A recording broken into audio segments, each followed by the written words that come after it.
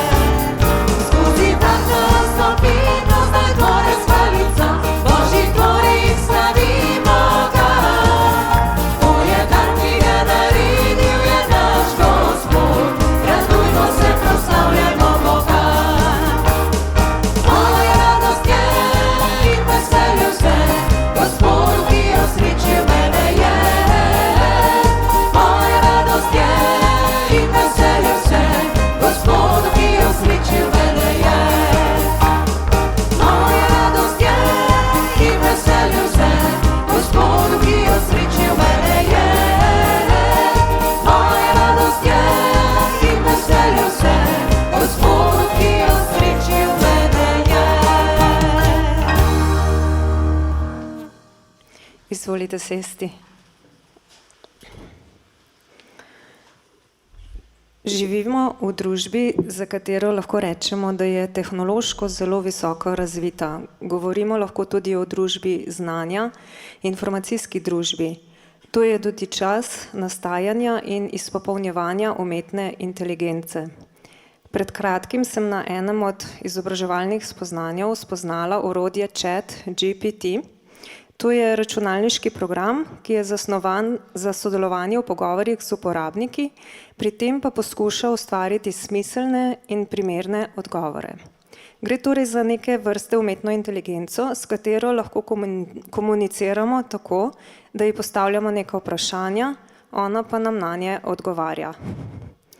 Ker se ravno te dni ukvarjam z eno, po mojem mnenju, zelo pomembno odločitvijo v svojem osebnem življenju, sem iz čiste radovednosti tej aplikaciji zastavila vprašanje.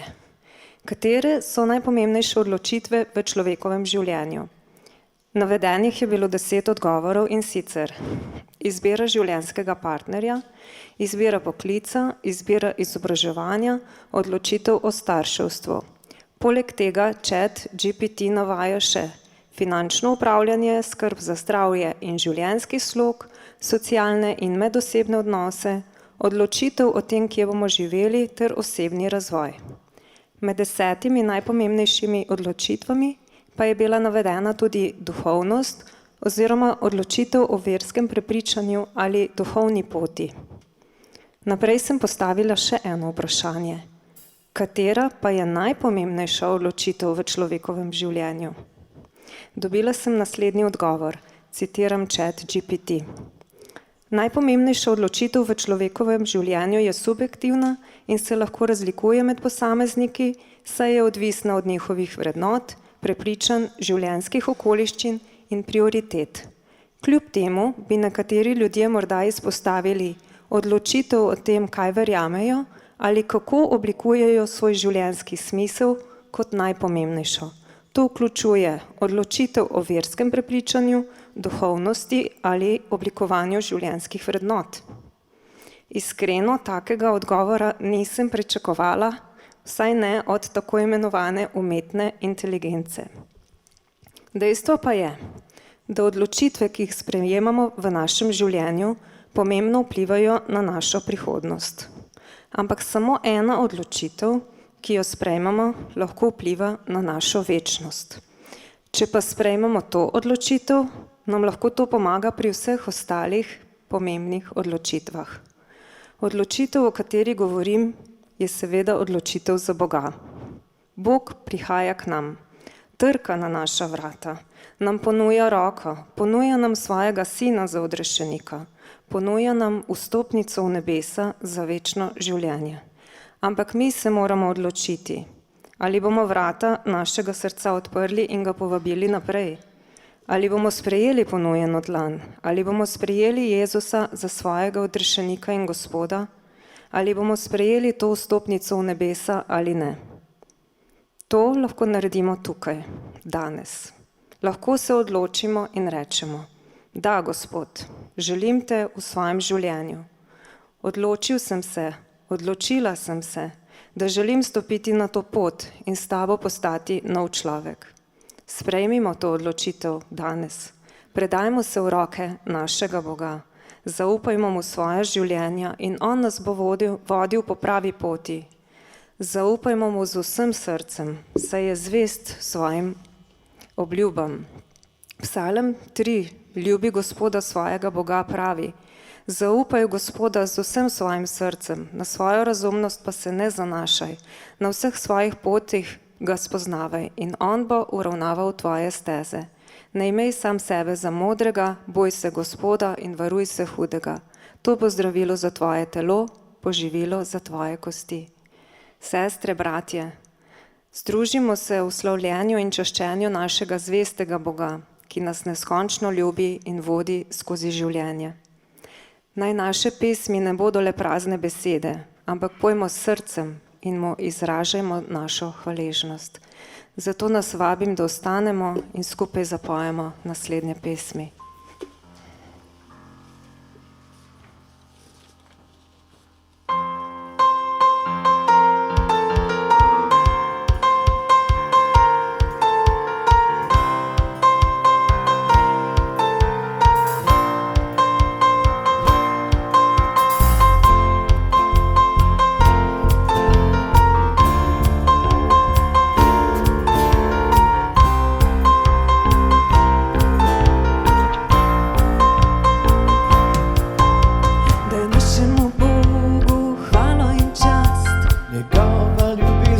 wieczna.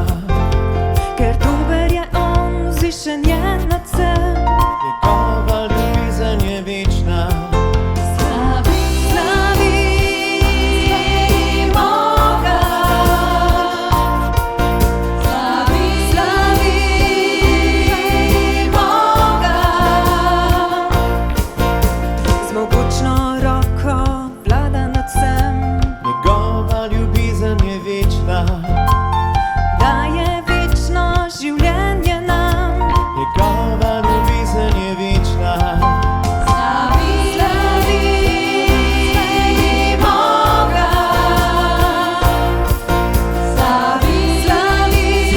Slavimo ga. Zavidno naš Bog zvest je, zavidno je močan. Zavidno on je z nami, zavidno in vedno. Zavidno naš Bog zvest je, zavidno je močan. Zavidno on je z nami, zavidno in vedno. Zavidno. Od jutra do večera vsak dan. Njegova ljubezen je večna. Po njegovi milosti gremo naprej. Njegova ljubezen je večna. Slavimo ga. Slavimo ga. Zavidno naš Bog zvest je, zavidno je močan. Zavidno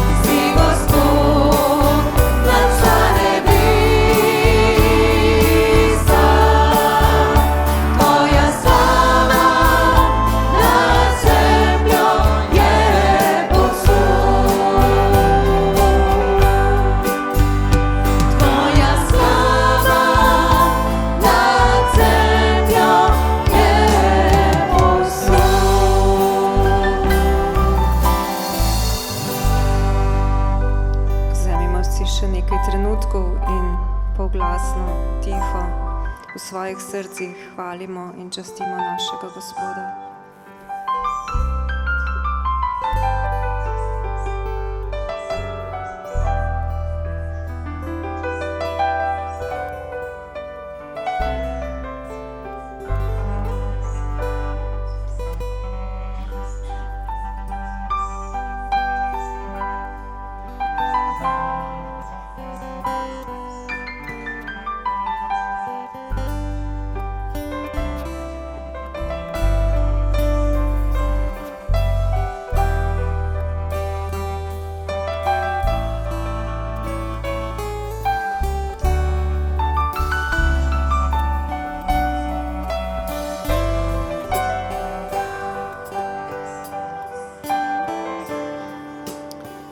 Nebeški Oče, zahvaljujemo se Ti za Tvojo neskončno zvestobo in ljubezen, ki jo vsak dan občutimo v naših srcih. Hvala Ti, Oče, za dar vere, ki nam omogoča zaupati v Tvoj načrt, tudi ko ne razumemo popolnoma. Hvala Ti, Gospod, ker si z nami v dobrih in težkih časih. Tvoje vodstvo je kot svetilnik, ki nas usmerja po poti pravičnosti. V težkih trenutkih si nam opora, v radostnih pa razlog za veselje, za hvalo. Prosimo Te, Gospod, da nam daješ moč, da bomo sledili Tvoji volji in hodili po poti, ki jo imaš za nas pripravljeno. Naj bodo naša srca odprta za Tvoje vodstvo, naj bodo naši koraki trdni in naj delimo ljubezen, Tvojo ljubezen z ljudmi okoli nas. To Te prosimo v Jezusovem imenu. Amen. Pobrali bomo še kolekto s pesmijo, ki pravi: sklenil hoditi sem za Gospodom.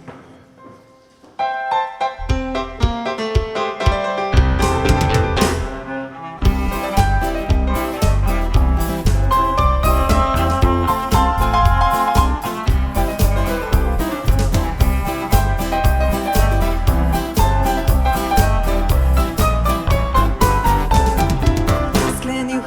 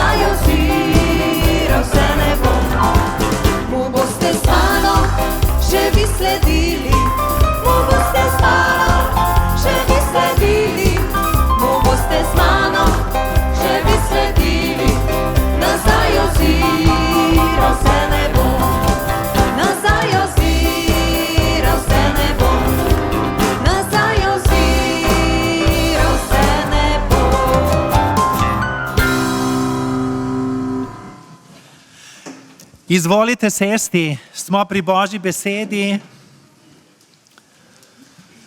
in sicer iz Evangelija po Janezu, 2. poglavje od 1. do 11. vrstice, kjer je evangelist opisal prvo Jezusovo znamenje v galilejski Kani. Evangelij po Janezu, 2. poglavje od 1. do 11. vrstice. Takole beremo. Tretji dan je bila svatba v galilejski Kani in Jezusova mati je bila tam. Na svatbo so bili povabljeni tudi Jezus in njegovi učenci. Ko je vino pošlo, je rekla Jezusu njegova mati, vina nimajo. In Jezus ji je dejal, kaj imam s teboj, žena? Moja ura še ni prišla. Njegova mati je rekla strežnikom, karkoli vam reče, storite. Tam pa je stalo 6 kamnitih vrčev za judovsko očiščevanje. Držali so po 2 ali 3 mere. Jezus jim je rekel, napolnite vrče z vodo, in napolnili so jih do vrha. Nato jim je rekel, zajemite zdaj in nesite starešini. In nesli so mu. Ko je starešina pokusil vodo, ki je postala vino in ni vedel, od kod je, strežniki, ki so zajeli vodo, pa so vedeli, je poklical ženina in mu rekel, vsakdo postreže najprej z dobrim vinom in ko se ljudje napijejo, slabšim. Ti pa si dobro vino prihranil do zdaj. Tako je Jezus v galilejski Kani naredil prvo od znamenj in razodel svoje veličastvo in njegovi učenci so verovali vanj. Amen. Hvala Bogu za njegovo sveto, resnično, večno besedo. Govorimo o poroki, o lepem dogodku. Začel bom zanimivo zgodbo. Deklica je bila prvič na poroki. Mami je zašepetala, zakaj je nevesta oblečena v belo. Mama je odgovorila, bela barva je barva sreče in danes je nevestin najsrečnejši dan. Deklica se je za trenutek zamislila, nato pa je vprašala, zakaj potemtakem pa je ženin oblečen v črno.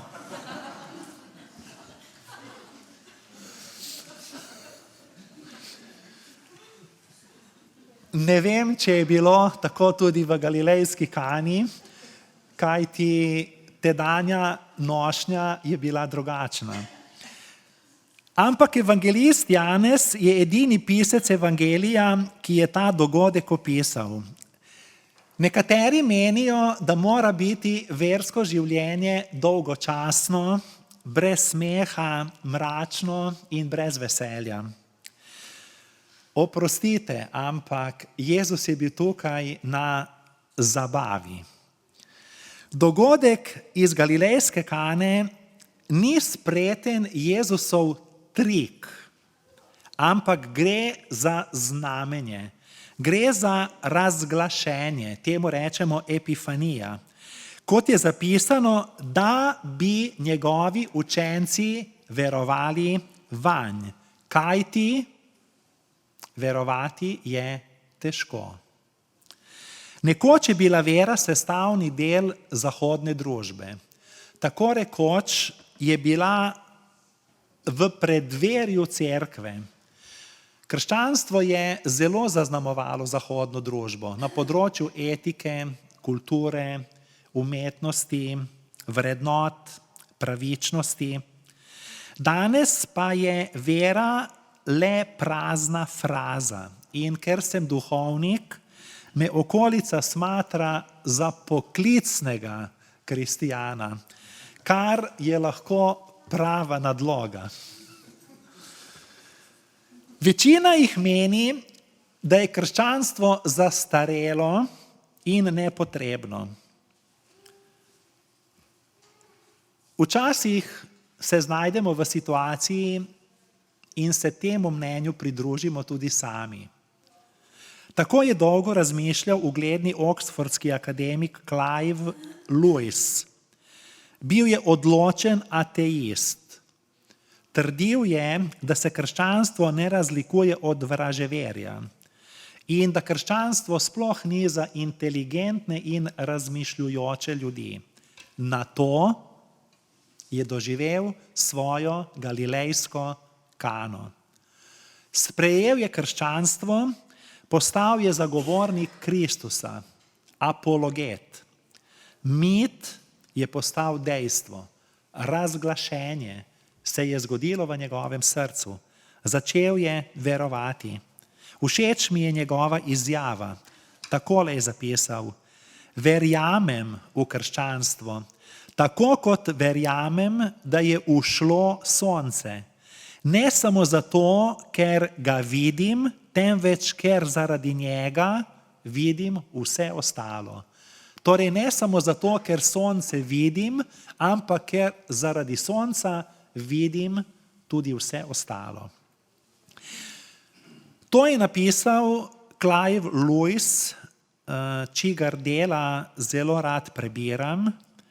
In to ni napisal verski zanesenjak, verski fanatik, ampak nekdo, ki je postal kristjan s srcem in z razumom. Srcem in z razumom.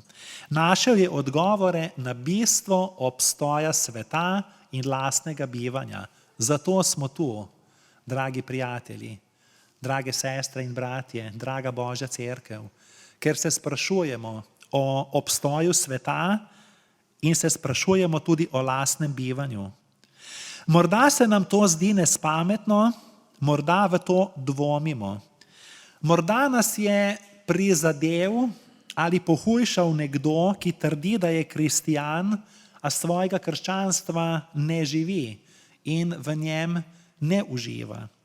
Morda ne moremo sprejeti, da smo kristjani tako vneti, res goreče vneti za svetopisemsko natančnost, ne zmoremo pa ubogati Jezusove največje zapovedi glede ljubezni. Ljubi Boga in bližnjega kakor samega sebe. Morda zaradi tega preživljamo krizo vere. Morda se zato sprašujemo, ali je krščanstvo vredno zaupanja, ali je resnično. Naj nam pri tem pomaga spet Lewisova stava. Takole je zapisal: če je krščanstvo lažno, nimate česa izgubiti. Če je krščanstvo resnično, pa gre za vprašanje življenja in smrti. Toda v vsakem primeru se morate sami odločiti.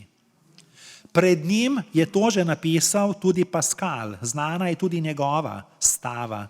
On takole pravi: staviti morate, to ni dano na voljo. Zakaj se boste torej odločili? Pretehtajmo dobitek in izgubo. Če se odločite, da Bog je, presodimo oba primera. Če dobite, dobite vse. Če izgubite, ne izgubite ničesar. Brez omahovanja torej stavite, da Bog je.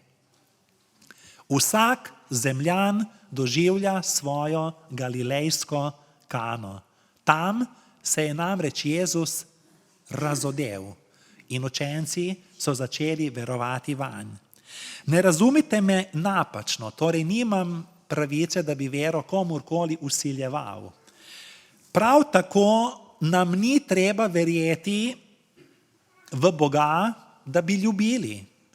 Kajti včasih ljudje izven krščanstva zmorejo ljubiti bolj in več, kot zmoremo sami. Torej tudi ateisti ljubijo, tudi budisti ljubijo, tudi hindujci in muslimani ljubijo, ampak je razlika. Samo kristijani lahko rečemo, Bog je ljubezen. Samo kristijani lahko rečemo, Bog je ljubezen. Če dovolim, da znamenje iz galilejske Kane postane moje znamenje, se mi odpre povsem nov svet. in zato sem prišel na bogoslužje. Lahko bi opravljal tudi kak drug poklic, lahko bi bili tudi kje drugje, lahko bi brali doma, posamično, vendar zavedamo se, da se Bog razodeva v občestvu cerkve in da smo v zavetju cerkve najbolj varni, da je Božji načrt cerkev. Torej, ko to zvem in ko se tega zavedam, ne morem sprejeti, da vesolje upravljajo brezosebne sile ali brezosebna božanstva ali pa neka usoda ali pa železni zakoni fizike in da je smisel življenja smrt. Kajti ateistični režimi, ki so Boga zanikali, so se sesuli v totalitarizem. Po drugi strani pa blaginja ameriških sanj ni izpolnila svojih obljub, ampak v nas pušča praznino, nesmisel, tesnobo, ničevost. In tu je dogodek iz Galilejske Kane. Predstavlja nam resnico. Tako kot se je Bog razodel 3 kraljem, ki so prišli oddaleč, kot smo slišali v nedeljo, se je v Galilejski Kani razodel učencem, da so začeli verovati vanj. Mi ne potrebujemo samo izboljšave, mi potrebujemo rešitev, kajti smisel življenja je v tem, da svoje življenje potrošimo za tisto, kar bo življenje preživelo. Življenje je več kot samo leta življenja. Namreč živeti se splača samo za tisto, kar je vredno, umreti pa se splača samo za tisto, kar je nesmrtno. Če spet si sposodim Pascala, rekel je, da je v vsakem srcu človeka praznina, vakuum, ki je ne more napolniti nobena ustvarjena stvar, ampak samo Bog stvarnik, ki se je razodel v Jezusu Kristusu. Tudi sijajni krščanski filozof in zagovornik vere William Lane Craig je zapisal, da je sodobni človek mislil, da se bo, ko se bo znebil Boga, osvobodil vsega, kar ga je tlačilo, kar ga je dušilo, a je namesto tega ugotovil, da je s tem, ko je ubil Boga, ubil tudi sebe. Mi ne moremo živeti brez Boga. Lahko samo životarimo in si moramo iskati surogate, nadomestke. Francis Schaeffer, eden največjih umov 20. stoletja, je tudi doživel svojo Galilejsko Kano. Zapisal je, ko zapustimo Boga, prestopimo zastrašujočo in končno mejo obupa. Njegova razmišljanja berem v teh dneh. Bil je unet kristijan, potem je doživel temno noč svoje duše, krizo vere, agonijo. Več mesecev je preživel v Seniku, v kozolcu švicarskih Alp, kjer se je spraševal o smislu krščanstva. Kaj bo naredil s preostankom svojega življenja? In potem je res na dramatičen dotik Božji izkusil Boga na tak način, da je postal ponovno največji zagovornik in tudi velik um 20. stoletja in zapisal, kako vredno, kako pomembno, kako koristno, kako uporabno je verjeti v Boga. Doživel je svojo Galilejsko Kano. Na to Galilejsko Kano je bil povabljen tudi Jezus z učenci in njegova mati Marija. Mlad par se je poročil. Jezus je svojo navzočnostjo Galilejsko Kano spremenil v kraj razodetja Božje slave. Običajno poroko, povsem običajno poroko je spremenil v predokus neba. Zabavno veseljačenje je spremenil v resnično veselje. Slabo novico, da je vina zmanjkalo, je spremenil v dobro novico, da je to vino boljše kot je bilo prejšnje. Vodo zakonov stare zaveze je spremenil v vino milosti nove zaveze. Kamnite obredne vrče, polne običajne vode, je spremenil v polne vrče prazničnega vina.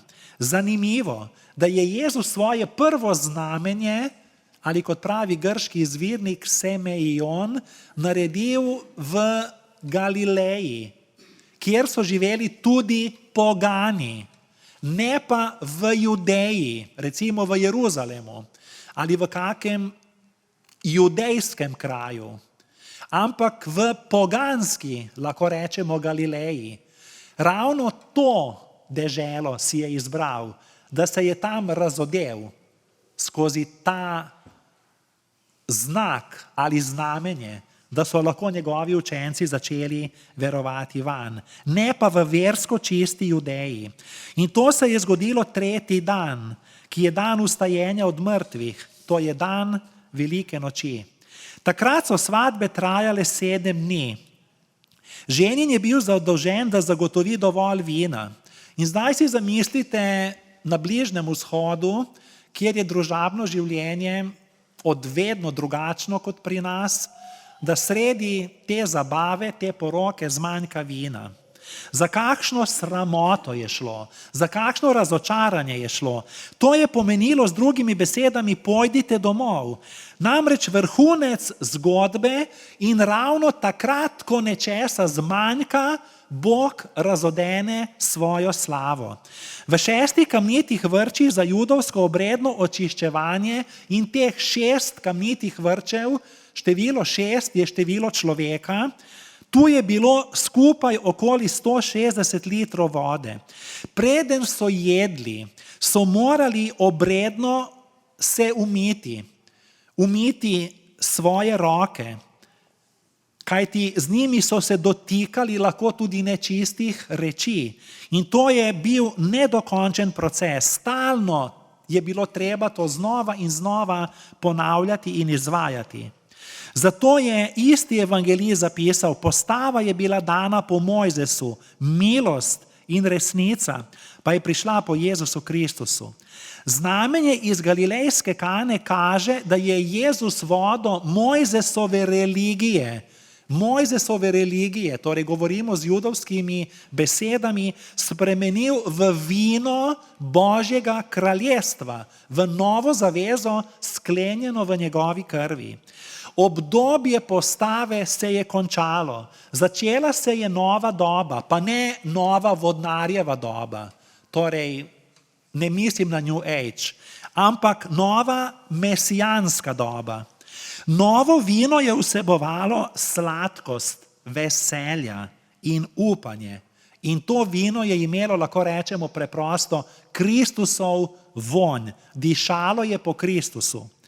Evangelist te spremembe ni imenoval čudež, kot bi pričakovali, ampak znamenje, kot pravi tudi grški izvirnik. Zakaj znamenje? Zakaj znak? Zakaj imamo znake? Kjerkoli, ob cestah, prometne znake recimo. Kaj je naloga znaka? Znak nas orientira, znak nas usmerja, znak nas obvešča. In prvo Jezusovo znamenje ali znak v galilejski Kani nas usmerja k Bogu, k temu, da je Jezus Božji sin, pravi Bog od pravega Boga.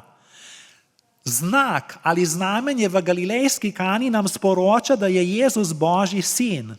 Kako to, da Jezus za svoje prvo znamenje ni raje koga ozdravil? Rekli bi, to je večji znak ali celo čudež, ali pa da ni koga obudil od mrtvih, saj bi lahko, saj se je to zgodilo kasneje. Svetopisemski strokovnjaki pravijo, da je vino na svadbi povezano s tem, da se Sveto pismo začne s poroko. V prvi Mojzesovi knjigi, v Edenskem raju, Adam in Eva. In da se Sveto pismo tudi konča s poroko. V knjigi Razodetja, v zadnji knjigi Svetega pisma, svadbo jagnjetovo v nebesih. V mestnem času pa nam Sveto pismo, tako v stari kot v novi zavezi, stalno Boga predstavlja kot ženina svojega ljudstva. V novi zavezi pa je Jezus kot ženin cerkve, to je njegove neveste. Poglejte, kako harmonično je sestavljena knjiga, Biblija. Težava je nastopila, ko je zmanjkalo vina. Spomnim se mnogih točk v svojem življenju, ko mi nečesa zmanjka. Pa ne bomo zdaj govorili o tem, da nam zmanjka, ne vem, denarja ali pa letnega dopusta. Morda je bolje govoriti o tem, da nam zmanjka volje do življenja ali pa volje do obiskovanja bogoslužij ali pa nam zmanjka moči, da bi še naprej zaupali. Ali pa se sprašujemo, ko se počutimo nesposobni, v pomanjkanju, neučinkoviti, osramočeni, v stiski.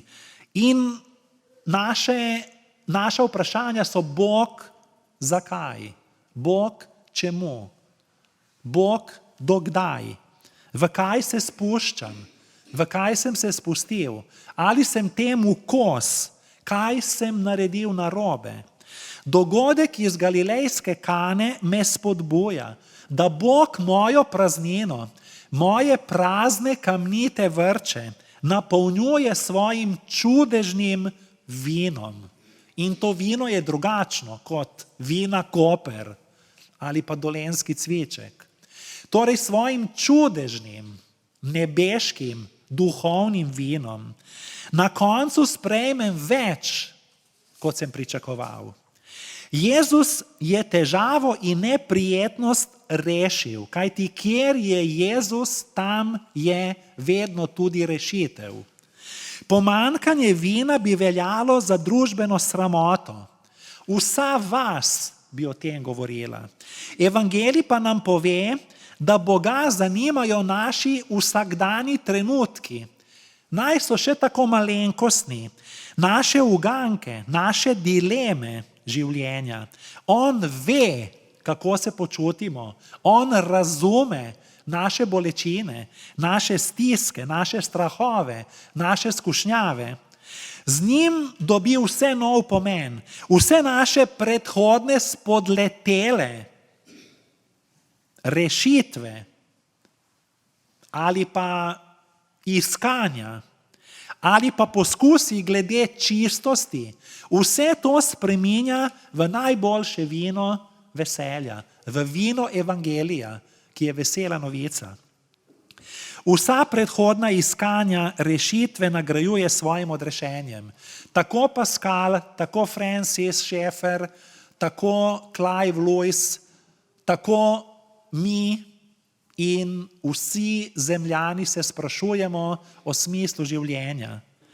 In vse te naše rešitve, pomanjkljive ali pa nepomanjkljive, in vsa naša iskanja, Bog na koncu nagradi svojim odrešenjem. Vso sramoto življenja umiva v najboljšem evangelskem vinu. Vse naše želje po ljubezni izpolnjuje svojo ljubeznijo. Jezus je v Galilejski Kani naredil to, kar nas čaka v nebesih. Tam smo namenjeni.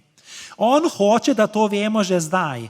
Naša kamnita, smrtna telesa bo spremenil v poveličana telesa večnega življenja.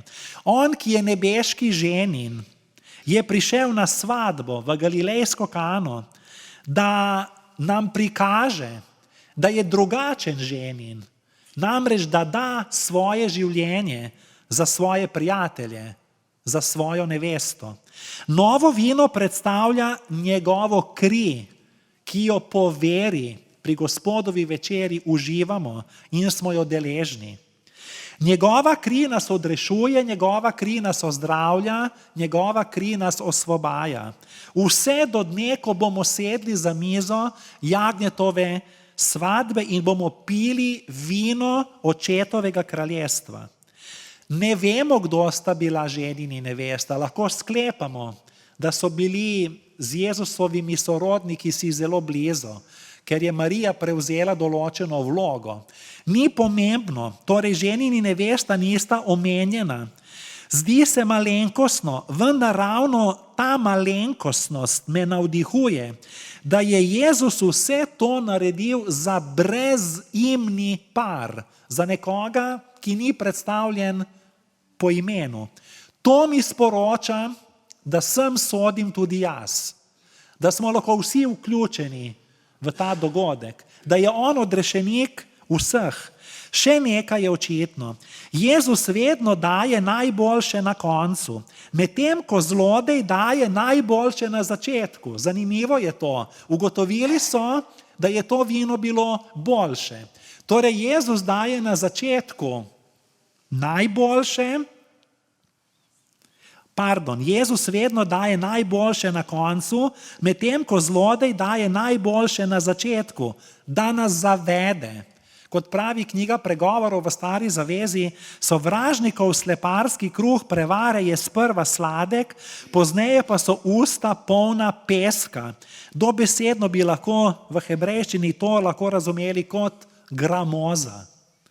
Njegovo vino je na začetku peneče in sladko, torej sovražnikovo, v sebi pa na koncu nosi strup.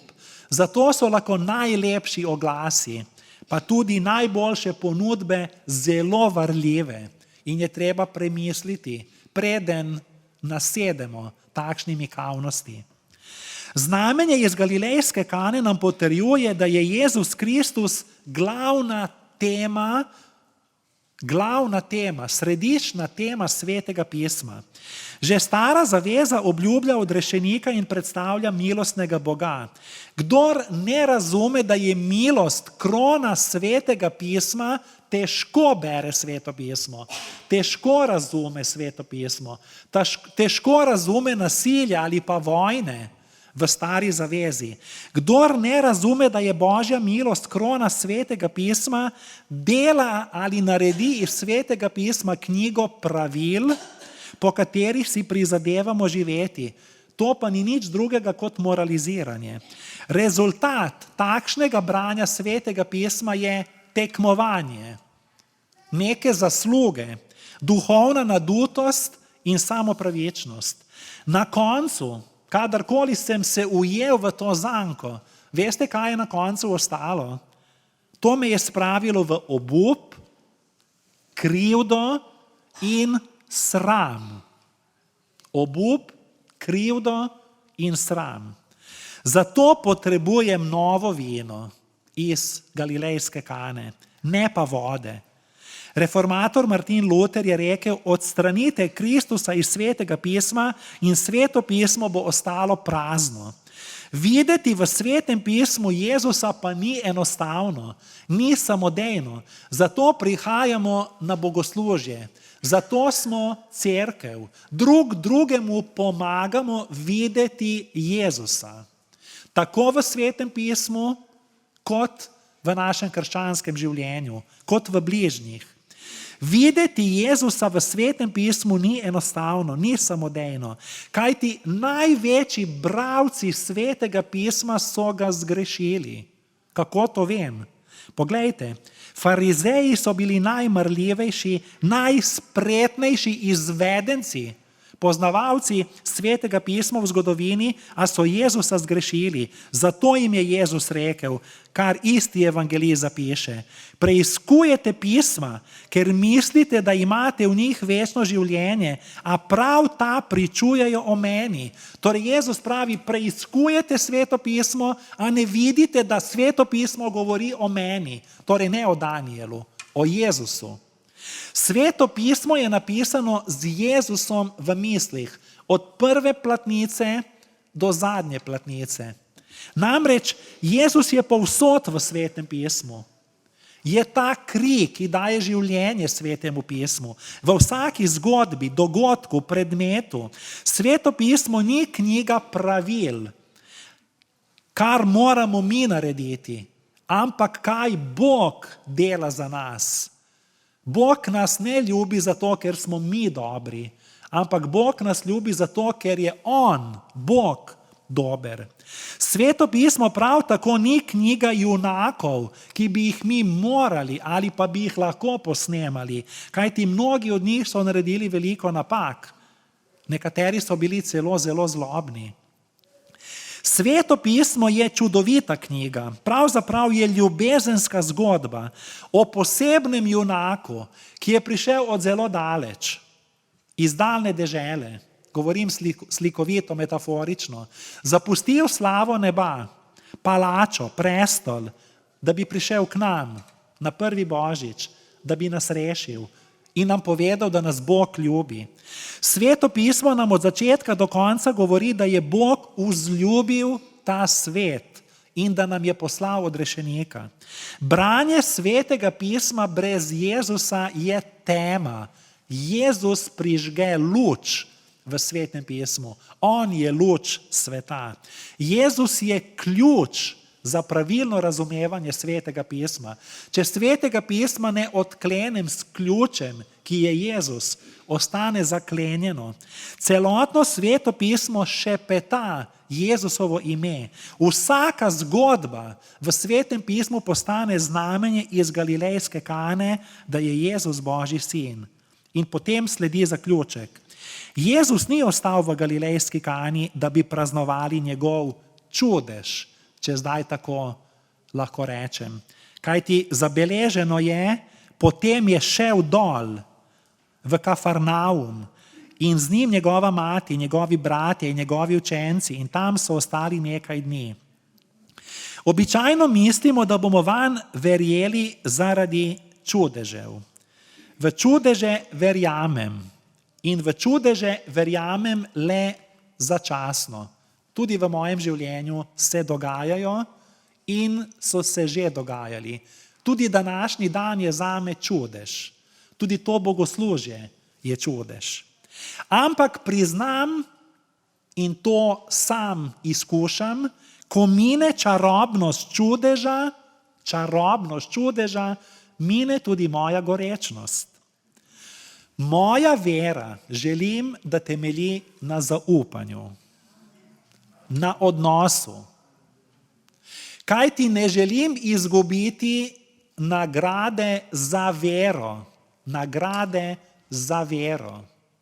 Namreč moja vera in vera kristijanov mora temeljiti na odnosu, na zaupanju.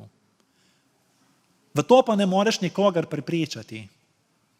Torej, če jaz ne bi imel zaupanja v ženo in žena ne bi imela zaupanja vame, ali pa prijatelj v prijatelja, ali pa otrok v starše, ali kakorkoli v naših medsebojnih odnosih, je za manj nekoga prepričevati, dokazovati, kajti zaupanje je temelj. Potem se lahko zgodi karkoli. Torej, če ni zaupanja, potem tudi ni te vere. In kjer ni zaupanja, torej ni niti ljubezni, ni odnosa, ni spoštovanja. Ko čarobnost čudeža mine tudi gorečnost. Vera temelji na zaupanju, na odnosu. Ampak naša človeška narava je nenasitna in si stalno želimo videti nekaj atraktivnega. Pač tako smo ustvarjeni, po padcu. Zato Jezus pravi, da Božji blagor počiva na tistih, ki verujejo, tudi če ne vidijo. Ognja v mojem srcu ne zaneti čudež, ampak Božja ljubezen. Nikoli ne bi bil kristijan, če ne bi bilo Božje ljubezni. In ne bi tu stal, če ne bi imela ta Božja ljubezen tolikšno moč. Kajti čudeži se dogajajo tudi drugim ljudem in tudi v drugih religijah in tudi v drugih prepričanjih. Na vse zadnje je čudež tudi umetna inteligenca, o kateri smo govorili. Ampak moje srce prepriča Božja ljubezen. Ogenj zaneti ljubezen in to znamenje se je zgodilo v Galilejski Kani. To je to vino, ne pa voda. To vino, nebeško vino. Namreč kristijani imamo to gotovost in tu končujem. Še nikoli nisem slišal koga reči, morali bi videti moje življenje, preden sem postal ateist. Slišim pa mnoge, ko rečejo, moje življenje se je spremenilo, ker sem postal kristijan, ker se me je dotaknila Božja ljubezen. Znamenje iz Galilejske Kane me osredotoči na Kristusa. Je kristocentrično in ne verujem v Jezusa zato, ker o njem pričajo znanstveni dokazi ali pa ker hočejo vse to ovreči znanstvene kritike, ampak zato, ker imamo o njem lastno pričevanje. In Jezus je glavno sporočilo Svetega pisma. Brez tega bi bilo moje krščanstvo umetno, narejeno, dolgočasno, mukotrpno. Ritual, obred. Podobno bi se zgodilo, kot bi prinesli v cerkev dojenčka v vozičku. In če ne vidim Jezusa v Svetem pismu, ostane samo gola knjiga. Jaz pa ne verjamem v knjigo kot knjigo, ampak v Božjo besedo. Božja beseda pa je zaradi Jezusa. In zdaj si zamislite, da pride mlada mamica z lepim vozičkom in v tem vozičku je dojenček. In potem vsi pridemo skupaj in govorimo, kako lep voziček, kako lepe barve, kako lep dizajn, kako čudoviti amortizeri, blažilci, kako lepo je izdelan, kako je izpopolnjen tehnično, kako je praktičen, kako hitro ga lahko sestaviš in razstaviš. Nič pa o dojenčku, kot da ga ne bi bilo tam v vozičku. Torej ne morem brati Svetega pisma brez Jezusa. Jezus je vino, je življenje, je veselje, je kri Svetega pisma. Torej, kristijani ne častimo Svetega pisma kot knjige, ampak Jezusa, ki se nam v tej knjigi razodeva in razodev se je v Galilejski Kani. 3. dan. In 3. dan je prišel na veliko noč, ko je 3. dan vstal od mrtvih in on živi. In povabljeni smo na svadbo, na zabavo. Čas je za ples, sem nedolgo rekel. Čas je zdaj res za ples, ker pred nami je najlepši dogodek v življenju. Kadarkoli se bo pa zgodil po Božji volji. Kajti najboljše vino je Bog prihranil za konec in ga daje brezplačno in v obilju. Amen. Sklonimo glavo k molitvi. Vsemogočni Bog Oče, hvala ti, ker v Kristusu delaš vse novo. Prosimo te, vodi nas v globlji odnos s tabo. Privi nas k sebi in nas uči svojih poti. Prosimo za globoko razumevanje tvoje resnice. Zaupamo ti, saj je tvoja ljubezen večna in brezpogojna. Hvala ti, ker si nas oblekel v oblačila odrešenja in ker si nas ogrnil s plaščem svoje pravičnosti. Molimo, da se uresničijo tvoji načrti, ki jih imaš za nas. Napolni vrče našega življenja z novim vinom veselja, ljubezni in upanja. Naj so to znamenja iz naše Galilejske Kane, ki jo živimo danes in vso večnost. Molimo v čudovitem Jezusovem imenu. Amen. Amen. Lahko vstanemo. Pesem pravi, kralj nad kralji je, čudovit odrešenik. Kralj nad kralji je, čudovit odrešenik.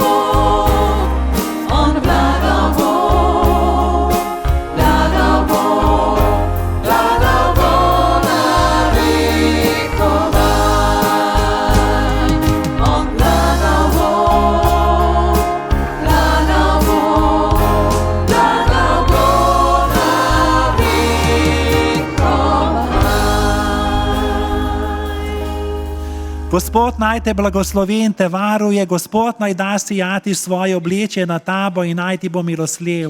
Gospod naj dvigne svoje oblečje na te in ti podeli mir. Amen.